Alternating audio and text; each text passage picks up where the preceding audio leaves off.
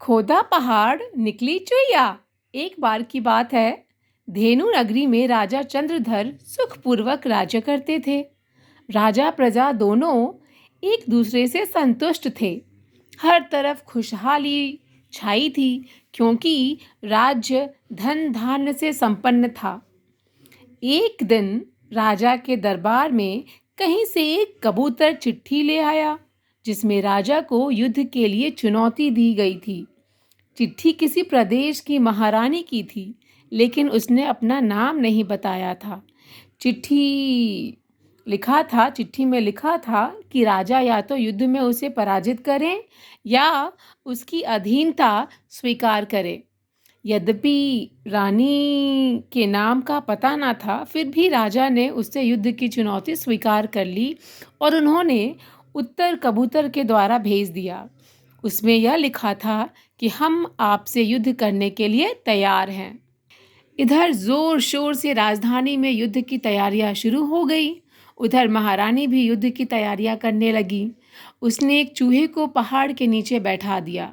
वह चूहा हर आने जाने वालों से पूछता, अरे भाई, तुम्हारे राजा तुम्हें मजदूरी के कितने रुपए देते हैं?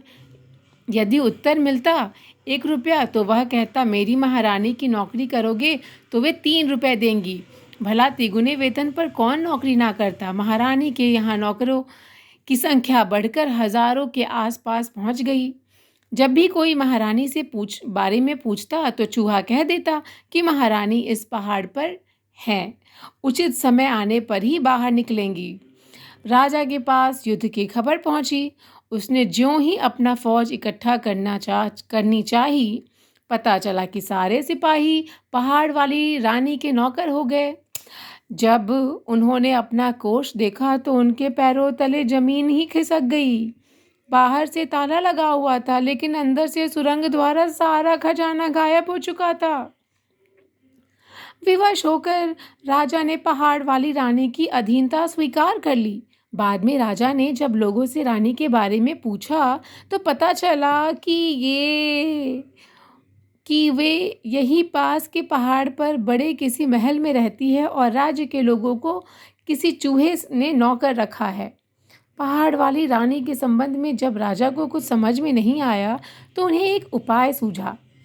उसने ऐलान किया कि जो कोई पहाड़ वाली रानी को जीत लेगा, वे उसका विवाह अपनी पुत्री से कर देंगे।